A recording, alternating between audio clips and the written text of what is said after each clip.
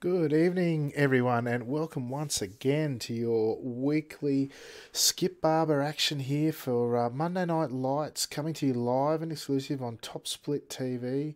We're here tonight at Summit Point for round 10 of the championship, and joining me here tonight, once again, I'm your host, Alex McKellar, and joining me, as I said, is Mr. Tim Gorkrocher. Tim, big night of racing ahead of us.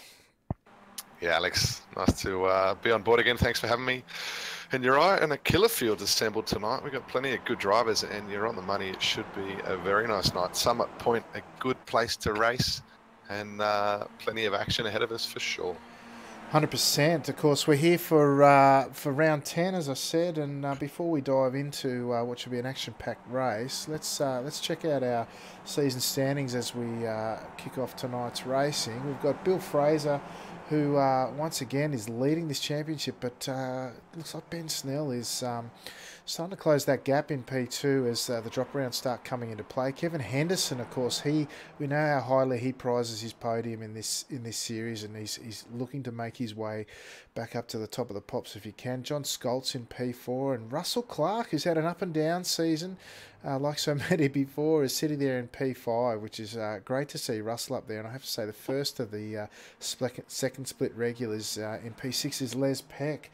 Great member of the community. And of course, tonight, I have to say, we're using a camera pack that Les has done up for us to try and bring us the action in a little bit more racy fashion, or a bit more lifelike, as it were. So thanks to Les for that action. But certainly a lot to play for here tonight, as we have a bumper field and a very strong field of that second highest soft of the week by the looks, at around 3,500 or a bit over. Looking forward to a great night of racing there, Tim. Yeah, big soft tonight. Plenty of all the big names are rocked up, and plenty of internationals. Apparently this is the Aussie soft, but I think not, mate. I reckon there's, what have we got? 2, 4, 6, 8 Australians in a field of 20. So it says one or two things, mate. One is all the good Aussies stayed at home. Two, there's not enough good Aussies. So it's a great field tonight, and of course Bill Fahim and Enzo, of course, the top regular crew joining us again, and I think Fahim would be pretty happy to have wrapped up last week so easily, but I really doubt it's going to be the case tonight, as Bill would be a bit cranky that Fahim got away so easily. And Enzo, of course, hasn't joined us the past couple of weeks, but he's back and ready to make amends for a few missed rounds and a lot of points gone begging. Absolutely. Great to see, although he's in the pits at the moment. Christian Kabanka from the US. He's set a provisional time by the looks. Let's pull those up here. He's sitting currently in 7th. And Siri pops up and says hello. How about you go away, Siri? Jeepers. Sorry. He's sitting in the pits. Russell Clark just winding out his laps, and Siri's popping up again. I must learn to alliterate or pronounce a bit better. Pronunciation, something like that. Russell Clark, he's had some pace here this week. He's finished his qualification, as has John Scholtz, who's just left the track. There's a very few left out running. They're all sort of pulling up after their laps, so we might just run through the field quickly. No, we might. Is there anyone still out there? Tim, can you see anyone out there? Luke Whitten. There you go. Local boy, hard charging. Currently sitting in P19 provisionally. I bet he's looking to improve on that, Tim. Yeah, not where Luke could find himself. Traditionally, he'd be right up the front, but new to VR, young Luke, and I don't think he's had as much track time with a newborn. Congratulations, Luke, and your lovely wife. But yeah, he's not getting the track time that he'd like. So perhaps not finding himself quite as comfortable as he would usually be. But he's coming across across the strike for the last time, looking to make quite an improvement. Don't think that's the case, though. Has he done it? No, he hasn't. His best lap, a 1:21.5. Doesn't improve, a 1:22.2. So a disappointing result for Luke. And to be honest, Alex, I've never really seen him that far back. So not where he'd like to start the race, but that is what it is. He's got a bit of excitement ahead of himself. I'm sure he'll put it together for the main event in a couple of minutes' time, but disappointing for Luke. Yeah, absolutely. He's one of the top local guys as well. So, as you say, new to VR, and hopefully he'll finish a little bit further up the order than where he's starting right down the end. Speaking of where he's starting, Looks like everyone's done their lap, so we might just go through the grid and we can see where people kick off tonight.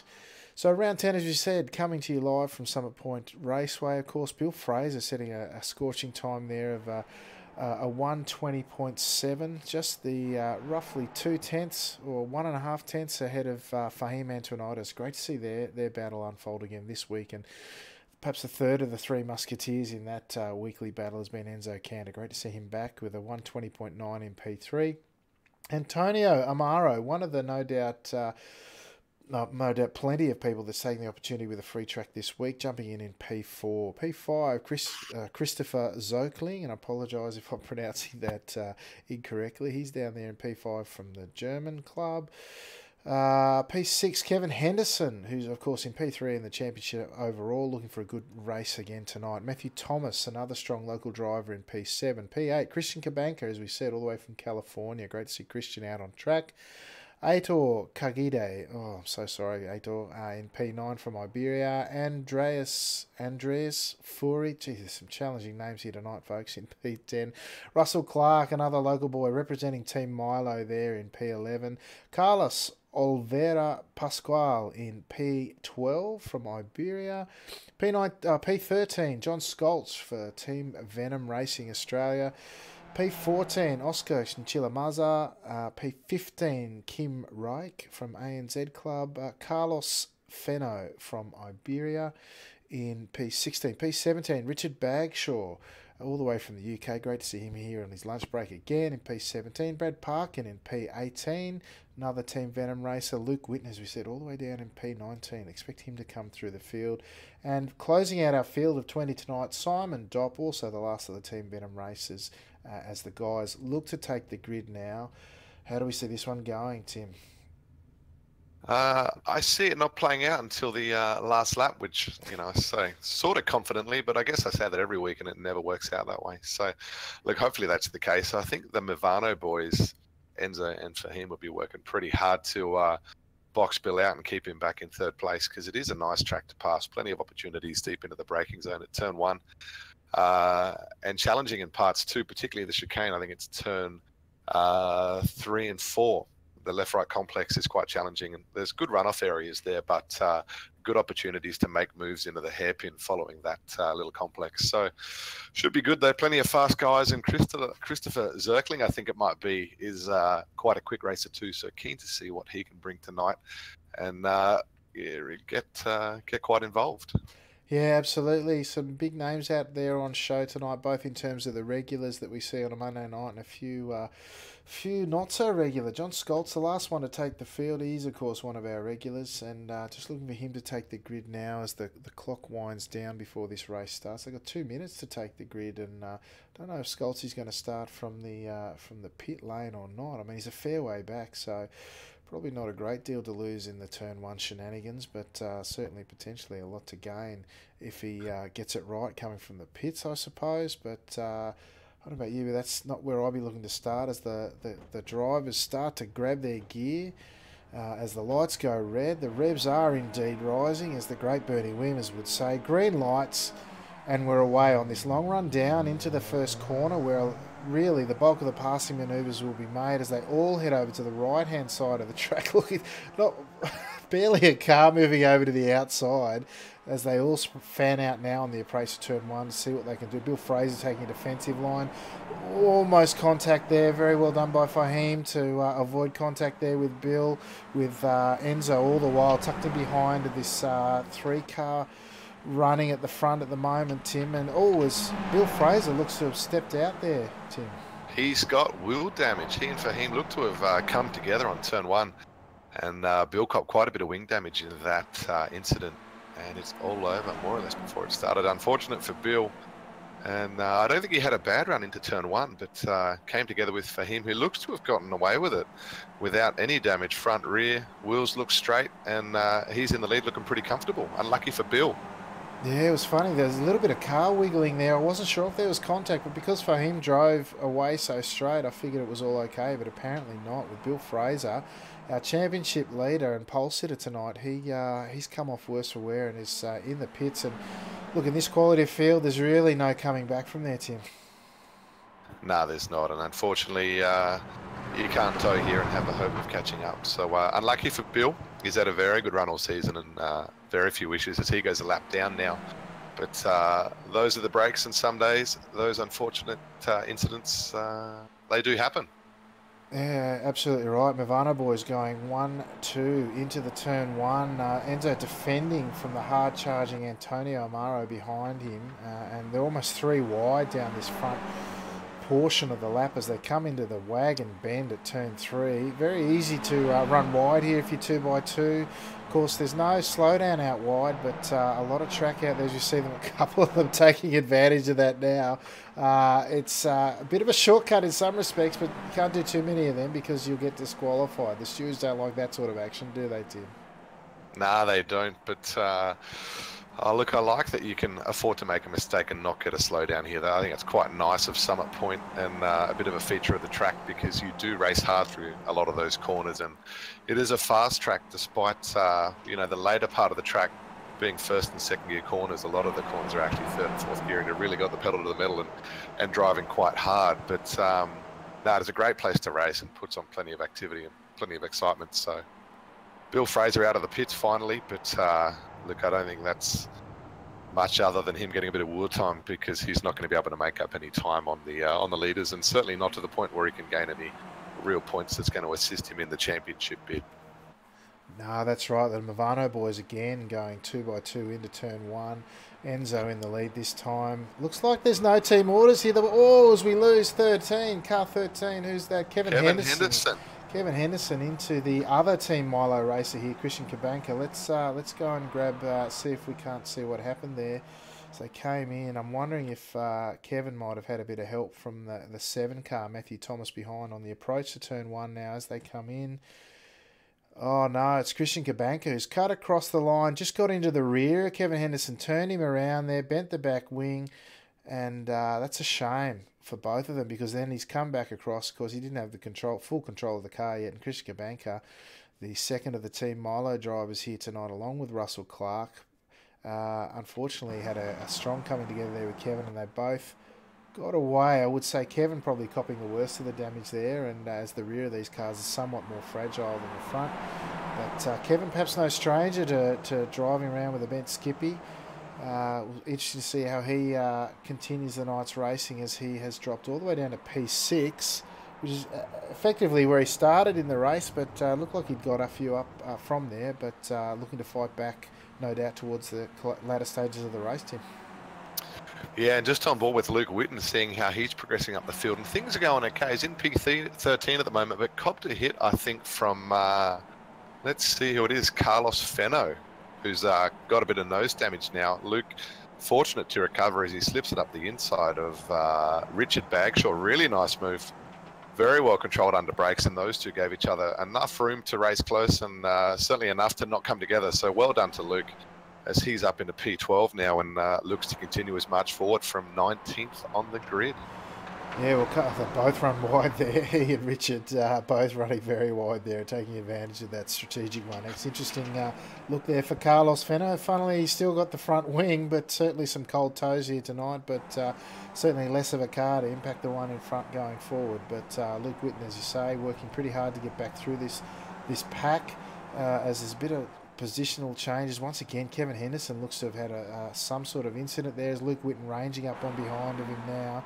Kevin making him go around the long way here on this approach up the back straight now to go under the bridge on the tail end of lap 4. It's really cost Luke there because up the inside is car 14 there. Richard Bagshaw having another look, getting his way side by side with Kevin Henderson. What's going to happen here? Luke's going to tuck right in behind because Kevin looks to be well down on speed, if not control through that final corner. 3 wide they're going into turn 1. Luke, of course, with the defensive and perhaps tighter line there into turn 1. Probably looking to get the move done here, although he's a bit wiggly there. Well done on the brakes there. Our brake. Richard, he's got nose to tail with the 10 car behind him, and Carlos Fenno once again looks to get away with that somewhat unscathed, but the winner out of that, of course, is Luke Whitten, who's not only got two for one positions in there, but somewhat of a little gap and hoping to get away from there, Tim. Yeah, he's shown some nice racecraft, doing really well to get a good run out of that final corner onto the straight, and it is a challenging corner. 4th gear, off the throttle for a bit, let the car rotate into the corner and back on the gas as soon as you can afford to without running too wide on the exit where that sand trap's waiting to throw you out into the wall. But Luke's looking pretty good out there, and well done to him, because his qualifying was terrible. But I think he's got another couple of places up for grabs in the maybe only 30, 40 metres up the road in Andres Fleury, who's had contact with Kevin only a handful of laps ago. And obviously Kevin behind Luke now, and his car's looking very second-hand. But Luke, I reckon, going to have 2, 3, maybe 4 seconds a lap on Andres. And by the end of the lap we're about to begin now, I think Luke's going to have caught him and made a move. Absolutely. Just jumping back up front to the Movano boys once again as they come in and swap places as Fahim Laus takes the spot off Enzo at this stage, who won the preceding race to this. But these two looking to work together, and they'll probably not race too hard now that they've got a breakaway. I'll tell you what, they're almost that magic 1 second out there. They're 8 tenths with Antonio behind them, with Chris Zochling. I'll get that right maybe. Behind in tow as well. There's a 4-way breakaway, but it's only just a 4-way. The Movano boys really starting to almost drive away with this as this front 4 look to dominate the remainder of this race. Jumping back the order a little bit, we've got John Scholz in a battle there, tight battle with Russell Clark. A couple of the local boys looking to renew acquaintances in this big race here tonight. John Scholz having a really strong season, it has to be said, but only managing just to scrape into this field with some dropped iRating recently, living in car 19 here tonight, but certainly perhaps belying his ability and what he's shown on track recently. As we jump a bit further back once again to Luke Whitten, and he's where's Luke at the moment? He's on the head of this pack still. Kevin Henderson still doing really well, and he's split Luke and Richard Bagshaw still as they try to chase down P10 in front of them, Tim. Yeah, and Luke weaving across the front of Kevin. I think Kevin hasn't a hope of catching Luke with the front and rear wing damage that car is carrying. But he's got good pace around here. Obviously, he qualified well. He qualified in, what did he qualified? 6th position. Got good pace, but just been unfortunate to catch a bit of damage and involved in a couple of instances. Luke puts in a 1:21.3 last lap round. He pulled out. Look, he didn't make the inroads I thought he would on Andres, who did a 1:21.8. So it's a 5-6 tenths difference as Luke gets very sideways through the chicane and carries it through the gravel trap. Does really nice to keep it under control. And look, all he did there was cost himself time. And I think he's going to have to change his jocks, mate. It's certainly a brown pants moment as he came close to throwing it away, but he's going to have to drive a lot cleaner and a lot neater to make the inroads to Andres, who's, for a guy without a front wing, he's actually going pretty nicely out there, but I don't see him making inroads on John Scholz in front of him, P9, who's driving a very clean race at the moment and looking pretty comfortable out there with the group in front, just about 1.2 seconds behind Russell Clark, who's sitting in P8 at the moment. So this group, surprising to see it have broken apart a little bit, because it is easy here to keep within draft range and manage your race quite well. But John Scholz and Andres, P9 and 10 looking pretty good out there at the moment. Absolutely, just riding on board with Russell Clark in his battle with Oscar Chinchilla-Maza and Aitor Kargide. Apologies, Aitor. They're in a tightly locked battle here for P6 through 8. Russell showed he had some good pace with a good, strong result in the previous race to this one.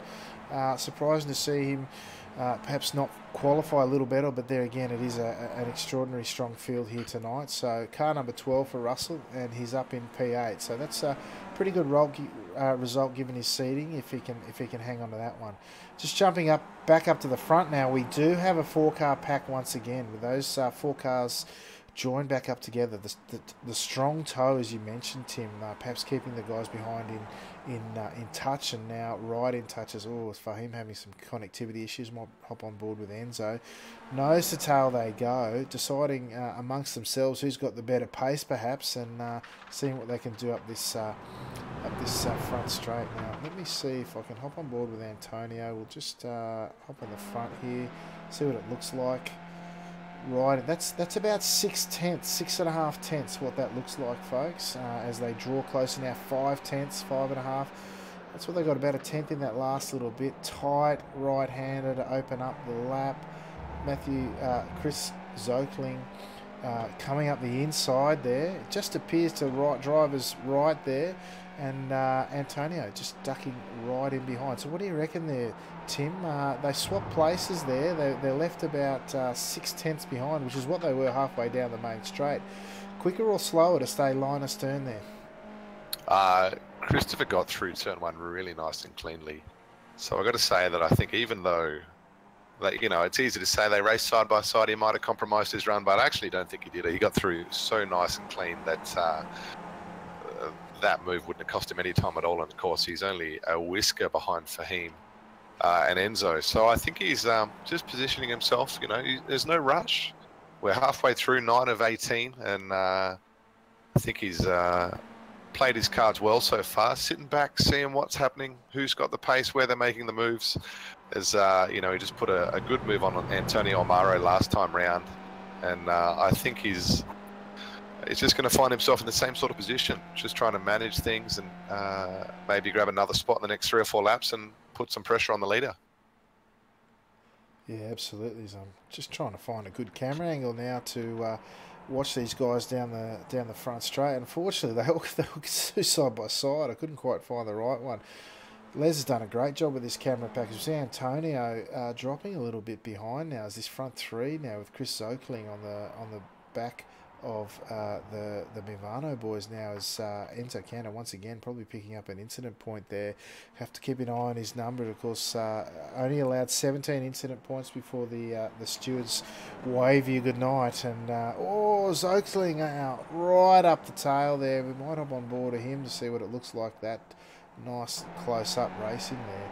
So we hop on board now. The Team Bushwick Racing livery looking sparkling as these right up behind Fahim Antoinides now in P2 as the Movano boys look to race really smart, but it hasn't allowed them to get away yet, Tim. Nah, it hasn't. Interestingly, I'm just on board Luke Witt at the moment because my JRT live timing, which keeps us up to date with where cars are on track and the positions as they change in a clearer manner than what iRacing does.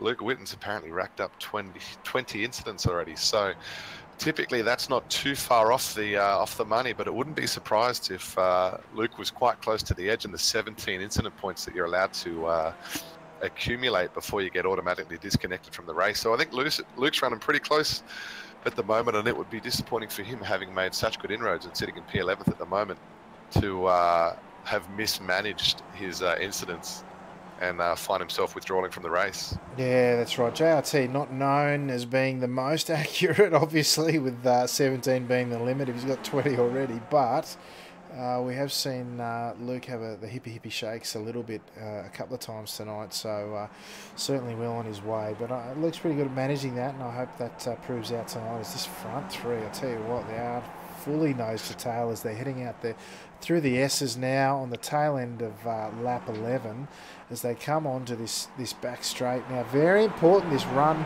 through turn 9 up under the bridge there. It really sets you up to this final turn 10, perhaps the most important corner on the circuit as you line up the longest straight and the best passing opportunity on the track. Let's grab on the front of Chris over this time and see if we can't see him look to make a move. He's got about a 1.3. They've dropped Antonio Amaro. The Mivano boys going 2 by 2 and really defending as a unit.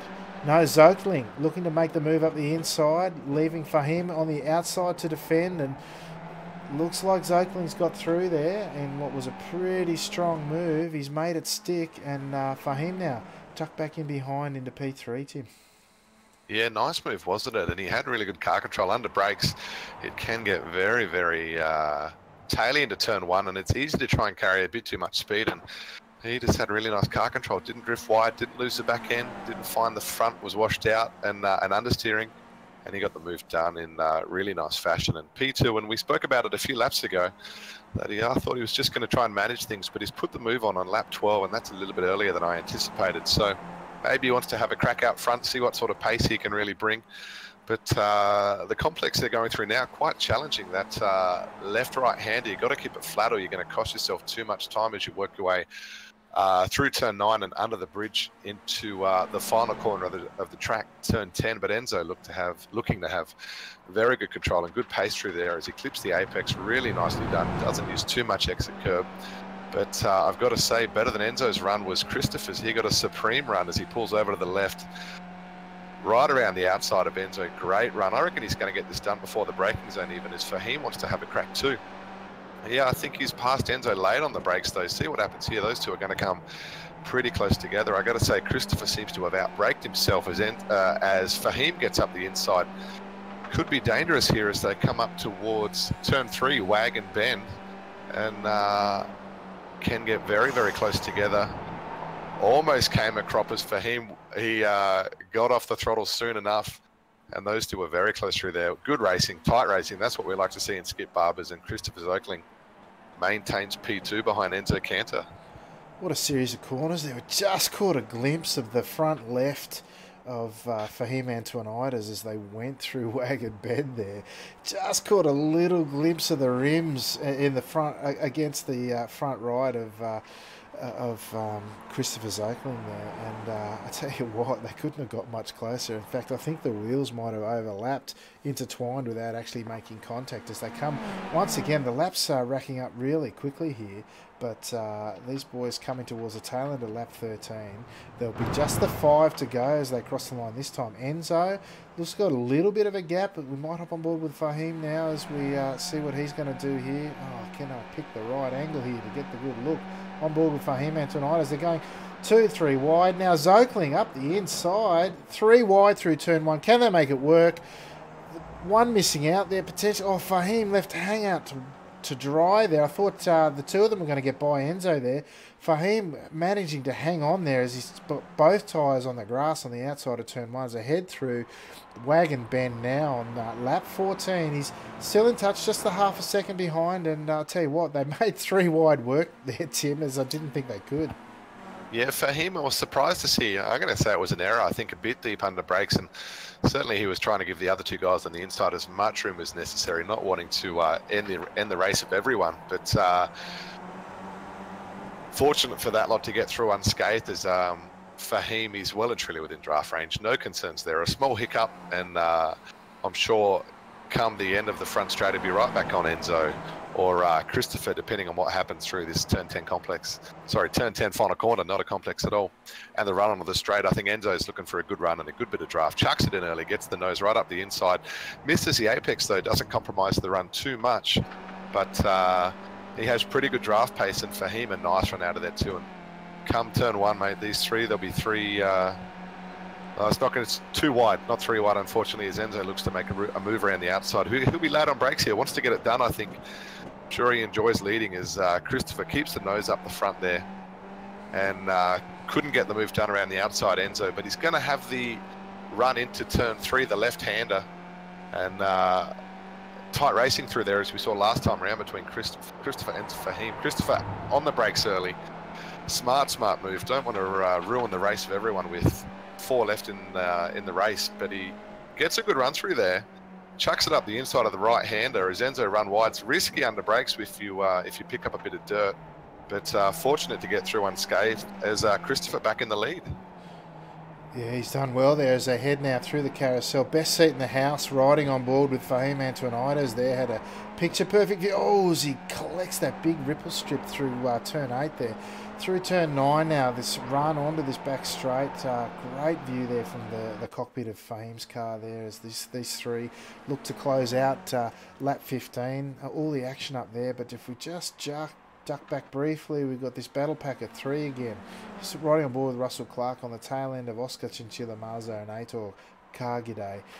These 3 having their own battle for positions 6 through 8.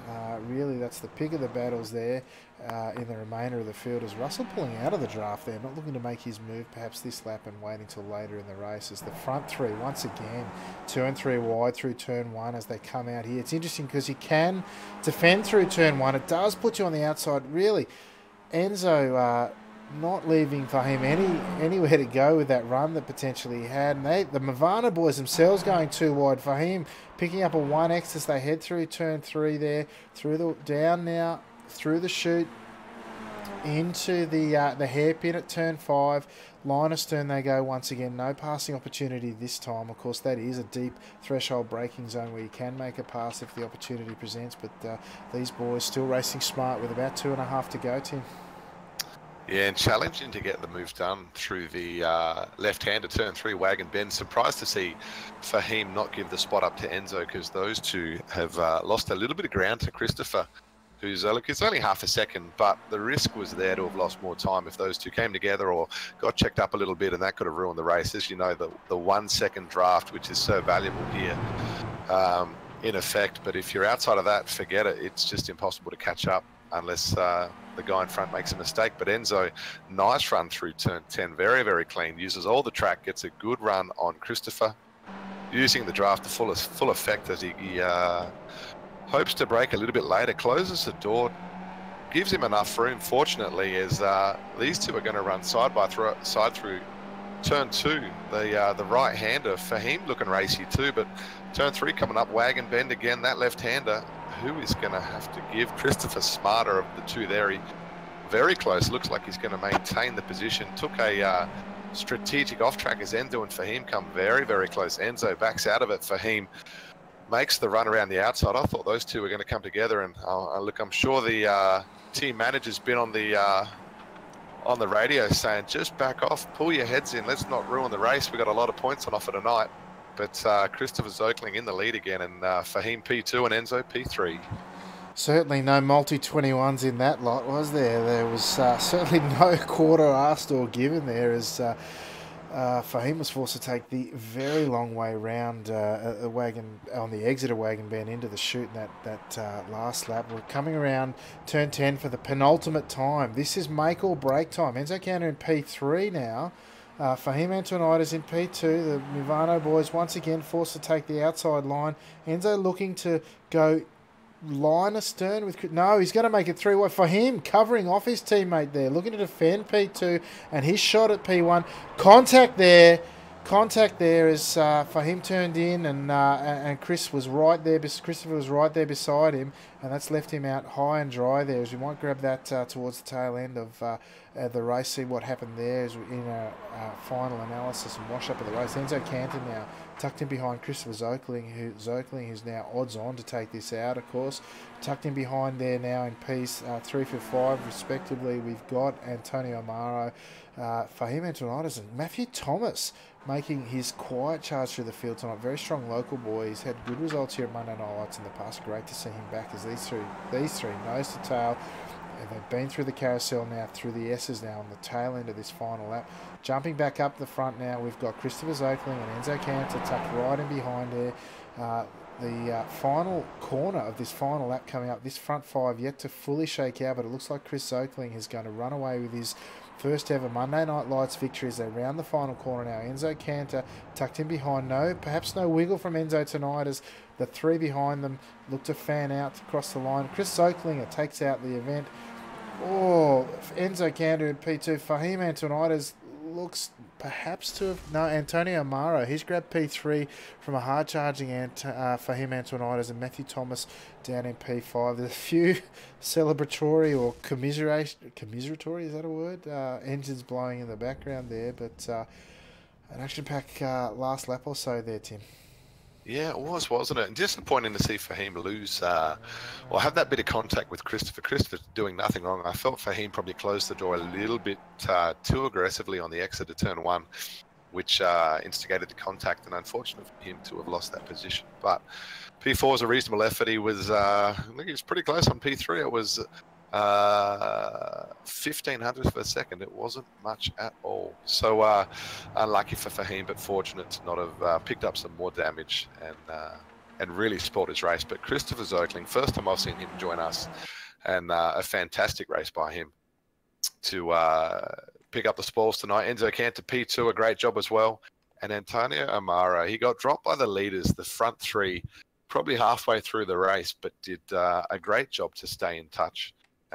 Lapping similarly, just had a couple of bad laps. Didn't cost him too much, but to get P3 in the end, a fantastic result for Antonio. Yeah, just watching that incident now in the super slow-mo, it looked almost like Chris. Did he come out? I'm not really sure. from that angle, whether he did or whether Fahim just was a bit tidy there, or a bit tight, I should say. Might try and grab another angle there. Go on board. Well, let's slow that down. Face at home. Let's see if we might even grab the follow cam here. You see Fahim really tight on there. Although Chris, to be fair, could be further over the right. Fahim swings out to the left to open up the entry to the corner. Zokling really holding the title line there, defending it at the same time from both of the Mivano boys. Looks like he's outbraked himself a touch. Certainly not got the steering or the rotation of the car that he needs to make that corner cleanly, and just drifts out into Fahim there, who'd really lined up that corner perfectly with a beautiful car width on the inside.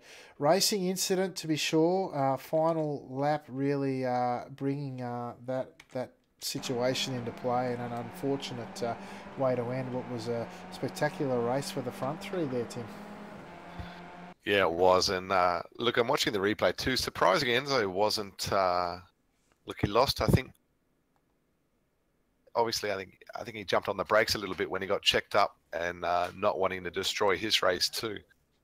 But no, fortunate for Enzo, obviously, to not get collected by Fahim as well. But a great result in the end. And just watching Fahim, very lucky to not have hit Enzo. I think he's jumped on the brakes correctly as the car got sideways to not spin out, but he was very close to collecting the left rear of Enzo's car.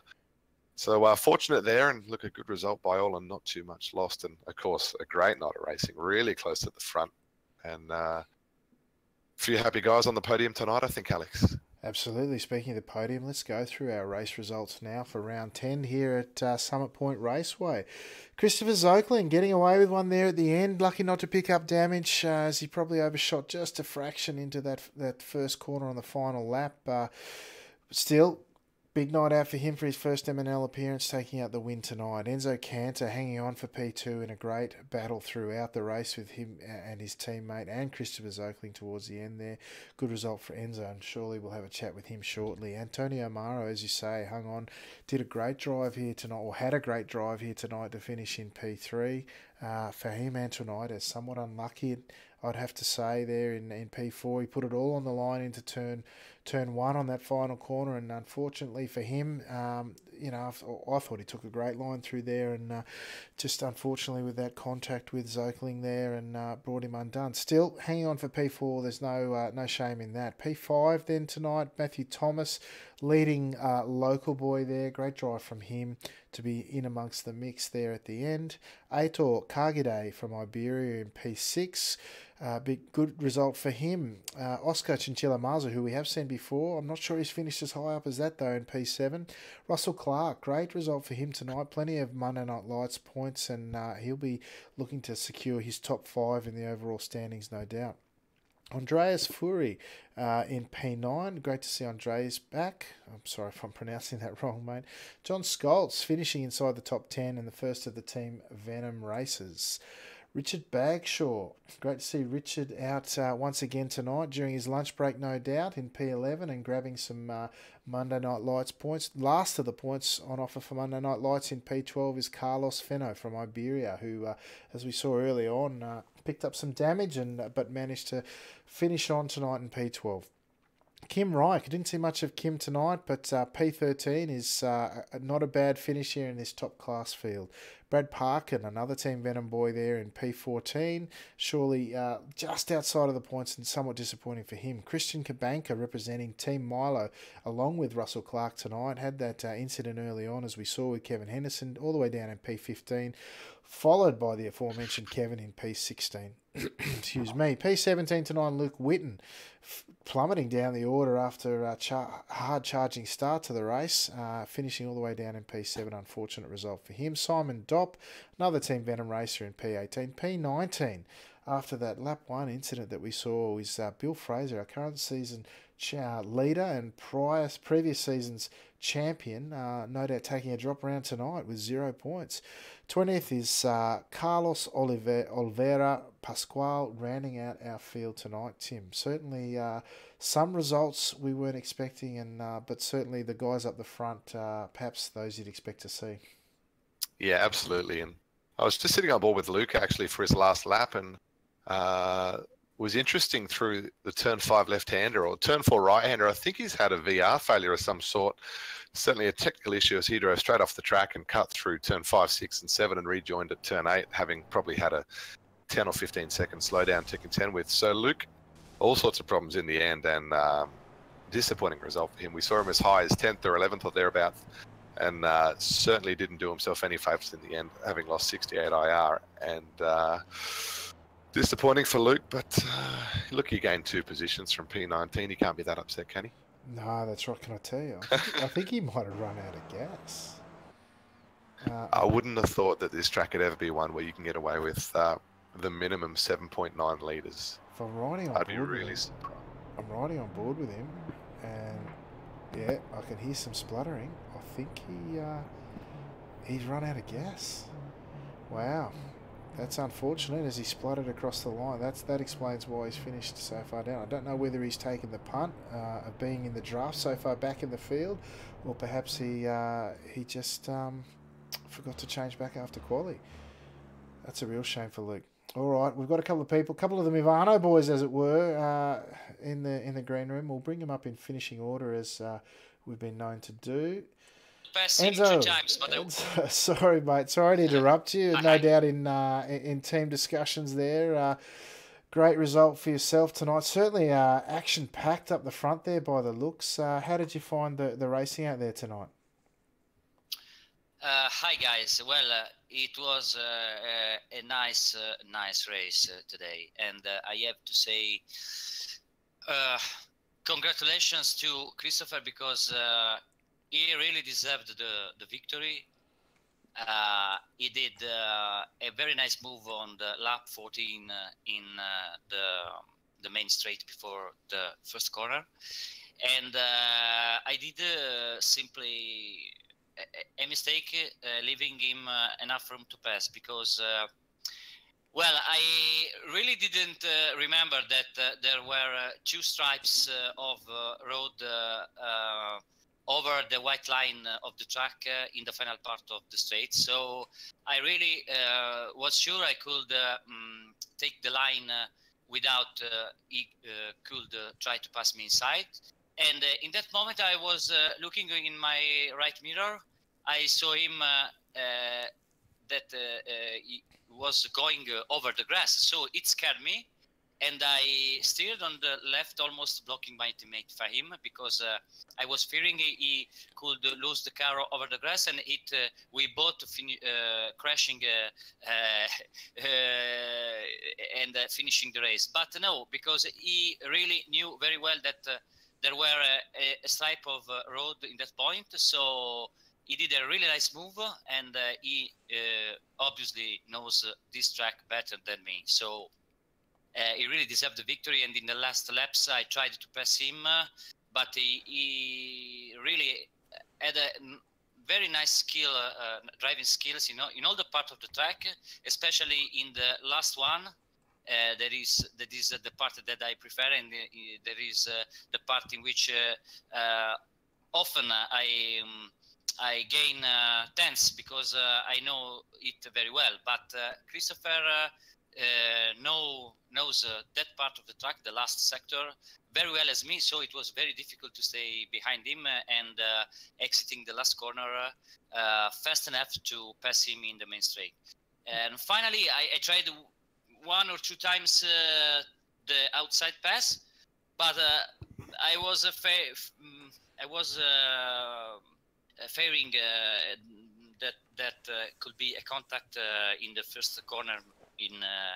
Because yesterday in 2K I avoided a really hard contact, because Carlos Peno in the first corner in last lap went very wide, and I left so much room in order to avoid that. I left too much room today in order to avoid any kind of contacts, but I lost too much time, and Christopher was perfect, and again he deserved the victory.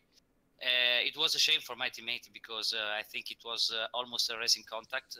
Christopher was a little bit wide in the first corner. He was on his line, but he could leave perhaps a little bit of room to avoid the contact. But yeah, again, really nice and deserved victory by Christopher. Yeah, great stuff, mate. Great to see the Movano boys up there front and centre for the whole race. Looked like some good fun out there as well. Close side by side, plenty of respect given, and I tell you what, it was wheel to wheel for quite a number of laps there. So great performance from yourself and your teammate, mate. Before we let you go for this week, is there anyone you'd like to give a shout out to? Yes, sure. I have to say thanks to my team in Transmaster Milano, my team manager Fabio Mantellini, my teammate Fahim Antoniades, and all the other teammates that they won the 24 hours of Le Mans, I think. So really nice job by them. And again, I will be here the next week, and yeah. Brilliant. Thanks, Enzo. Look forward to seeing you there, and thanks again for your support. Thank you again for your work. I forgot it. Very nice work. No worries. Thanks, Enzo. See you next week. There you go, Tim. Mr. Enzo Cantor put quite a display tonight. I thought he showed a lot of control out there. I'll have to ask Fahim if there are any team orders, but it certainly didn't look that way to me. What about you? Nah, I feel the same way, that those two knew how close they could race, and they did a good job. Didn't come together at all, and it was this sort of exciting skip racing that we come to expect, and certainly what we expect up the front with the highest caliber drivers. So a good job by Enzo, and P2 is you'll certainly be happy with that, as he suggested. So yeah, he sounded happy, didn't he? But let's bring Fahim up and see what his thoughts on the race were. Good evening, Fahim. Alex McKellar and Tim Gorkroger here in the Top Split TV commentary booth. Was quite g'day, mate. It was quite an interesting race. Plenty of action up front. Looked like you, Enzo, and Christopher towards the middle to latter stages of the race were hammer and tong the whole way. And if not for that final sort of lap incident at turn one, it was really shaping up for yourself up the front there. Yeah. Well, firstly, I need to apologise to Bill Fraser. I looked at the replay of what happened in turn one. And I jumped him at the lights.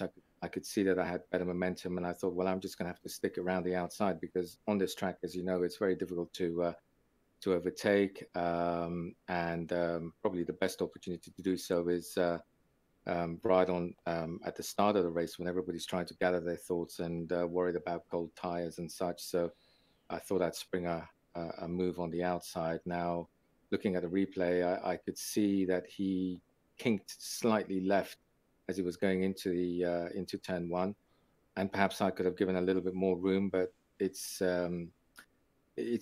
probably because I behave the way I would be expected to behave when I'm taking the inside and someone's on my outside. And whenever that happens, I try and mount the curb all the way in order to keep as tight a line and leave as much room on the outside as possible, so that I don't drift wide and hit somebody. Now, Bill didn't do that. He kinked before going into the into T1, and I wasn't expecting him to be that wide off the corner. But I could have left more room. On balance, it was my fault. As for the rest of the race, Enzo and I were trying hard to figure out how to play the race. We tried swapping down the straights, but the straight wasn't long enough. We were losing time doing that, so we tried to go line astern. And that wasn't having much effect either. And then eventually, as you saw, we had a three-way battle for the rest of the race. Again, the chance I had for making my move was at T1, and this time, sorry, I forget his name, but he drove a fantastic race. He did slide a little bit wide, and that's where we made contact. And I could have left a bit more room again. But if you look at his onboard, he was sliding wide a little, and between the two of us, me not leaving enough room, and him sliding wide, it was contact again. So all things considered, fourth is a good finish, and I congratulate the podium guys. Yeah, look, I think you summed it up pretty well there. I thought Christopher probably carried a bit too much speed into turn one, but in the heat of the moment, final passing opportunity, or defending in his case, the final lap of the race, you can excuse that. It was only a little bit wide, to be fair. Yeah. And but I thought your line in there, swinging out and coming back in, was really good. Just a small mistake, Yeah, I know. Yeah, I mean it's a tight, bumpy track, and if you don't get your braking points right, it's very easy to then just slide off. And yeah, I mean, pole is everything on a track like this. And Enzo and I just kept tripping over each other on this race. I think the teammates like he and I, who needs enemies, eh?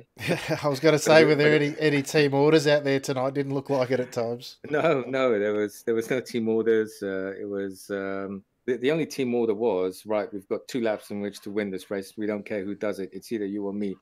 And then you saw my move where we were 3 wide going into the into that fast right hander. And I thought, oh my God, what am I doing? Is this going to stick? But luckily, everybody held their line, and we went through it. But obviously, that was uh, a few laps too early. And these things, this is the way things happen. Sometimes you have to mature a pending move over a number of laps, and it can take 2 or 3 laps just to get in the right position to pull off a move. And unfortunately, sometimes when it peaks at the right moment, peaks at the wrong time, as far as the race is concerned. So it didn't happen during the end of the lap.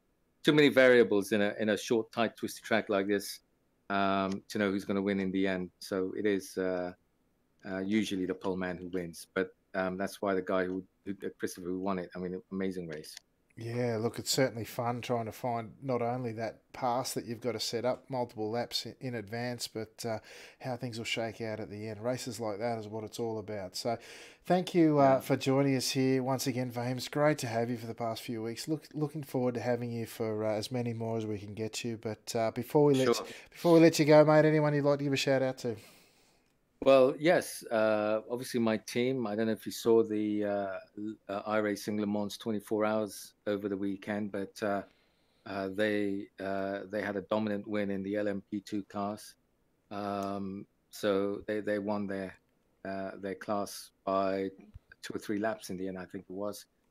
And it's seeing things like that that makes you think, great, I'm so glad that I've joined a team like this. So I'd like to thank them because they've really given me a focus to do better in what I do, watching them do as well as they do. And of course, you guys as ever for doing these wonderful broadcasts. Well, thanks, Fahim. It means a lot to us that you enjoy them and also that you're enthusiastic enough to join us here. We're certainly better for it. And yeah, congratulations to you and your team. And to no mean feat, winning that LMP or any class in the 24 hours. So to have your teammates loft that trophy, virtual as it might be, above themselves, it's great. It's a great feeling in amongst the team and the drivers who've done it. So congratulations to you. Yeah, we all share in the joy. Yeah, absolutely. All right, mate. Well, thanks again for joining us, and we look forward to seeing you next week. Take care. Bye-bye. There you have it, Tim. One of the gentlemen of the category, it has to be said. I thought he summed up the ups and downs of that race pretty well. Yeah, absolutely, and he gives look. I appreciate everything he says. He gives a very honest interpretation of how the race rode out for him and how things could have gone another way. I liked what he said about how the right opportunities come up at the wrong time, and that's certainly the way you feel. That it might be 5-10 laps to go. I'm not quite ready to lead or whatever it may be. Some days you just got to grab the bull by the horns, get the move done, and do your best to hang out in front. So. But Fahim's a terrific driver and disappointed to get fourth in the end. An unfortunate contact with Bill and with Christopher, but he'll be back, and at some point I'm sure he'll be on the top step again. Yeah, I have no doubt. I mean, he was 2 for 2 up until this stage, so great job, and really is a pleasure having the likes of Fahim in the field. Just quickly, Les has sent me through the results of the other splits. Of note, for some of the local club members and regulars for Monday Night Lights, Adam Cohn in P4 would probably be the highest local boy, with Paul Nico. Great supporter of local club racing in P8. Ken Himes, another regular in P9. Simon Chambers of Australasian Super Skips fame, he's in P10. And Les himself in P11. Interestingly, Jason Willman, who's quite often in the top split, relegated to second split tonight, down in P14. And young Mick Gray all the way down in P17. Perhaps a batch of rotten luck still following Mick around. There are 4 splits tonight. We nearly cracked 5. Of course, the free track bringing out people in their droves tonight. That's why we saw such a big field tonight, and perhaps some fresh faces that we haven't seen before. Mark Jeffrey of Team Venom Racing, he's finished in P2 and in the 3rd split. Craig Russell, another local boy, he's down in P7. And of course, we do score all the splits down to the 3rd split for Monday Night Lights, and the guys there will be scoring some good points. Speaking of points, just a quick recap, the leaders there tonight, or the championship before coming in tonight, at least I should say, Bill Fraser on top there. He, of course, will score 0 points tonight. Ben Snell, a noticeable absentee tonight. Kevin Henderson, of course, not scoring points either. John Scholt's probably the first point scorer in P10, who might make a difference there, although not a great deal because his drop rounds are in play. Russell Clark, of course, who's had some unlucky results this season in P8 tonight, probably jump up a few, but or at least one. He might get Scholtz out of that, I'm not sure, but I guess we'll see how the points shake out after tonight. But as for tonight, that pretty much brings us towards the end of our evening tonight. Thank you once again, everyone, for joining us in the chat. We love to have you interact with us, and it's been wonderful having you here. Mr. Gorkrocher, much on the Gorkrocher calendar this week? Nah, not really. It's to be honest, I haven't spent as much time in the skip as I would have liked, but I don't need to be on track racing, but a fair bit of practice over the 6-hour endurance series this Sunday from the Oceanic Endurance Series from Suzuka Team ARM. Looking forward to that in the Ferrari GTE. So look, that's where my time's going to be invested for the rest of the week. Hopefully that goes well, and if Tim Oweem is feeling better, then I'll be on track this time next week at Belle Isle for some skip Barber goodness at probably the most dangerous track going around the place at the moment. Yeah, Belle Isle, looking forward to that for round 11 of Monday Night Lights, of course, coming to you live here at the Top Split on YouTube. If you'd like to see myself in the cockpit, head over to Twitch on probably maybe Thursday, Friday, Saturday this week for a bit of official racing. Might try Belle Isle myself this week in the skip. Looking forward to that. Then Friday Night Race Club on Fridays and Saturdays, the big one at Bathurst, of course, going in the GT3s this week. Mini endurance race there. Looking forward to that. All that action and more on Top Split TV over at Twitch. But of course, the same bat time, same bat channel next week here on the Top Split YouTube channel. So thanks again, Tim. Thanks again, everyone at home. We look forward to your company next week. And on behalf of Tim Gorkrocher, I'm your host, Alex McKellar, and I will say ciao for now.